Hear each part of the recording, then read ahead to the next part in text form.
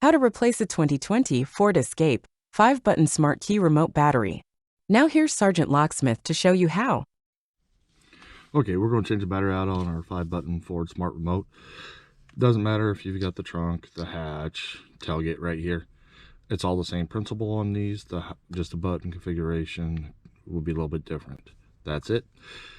So if you're having problems with your doors not opening, locking, remote start, trunk, gate, let's do the quick repair, see if this fixes it before you come see a locksmith to see if you got other issues. First things first, if the keys are attached to it, doesn't matter, leave them on. Remove emergency blade. I like using a flat tip screwdriver for this. It's just me. Notice this is where your emergency blade is. Come to the opposite side, you'll see this indentation. Take your flat tip, put it in there, just twist it and twist. You notice it wants to pop up. I don't pry on it because you can break the little tab that sits in here. I like to take the flat tip and just slide it in right over here on the side.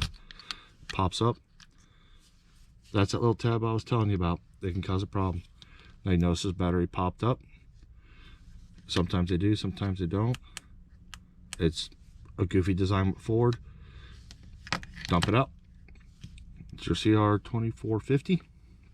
Go ahead and put your new battery in, slide it in, push down, and you notice it doesn't latch on here. You can turn around and even try that. It won't work. I've always found that you put it in, set it down, this back cover pushes everything down in there. Remember that little tab I told you about? Slide it in. We push down.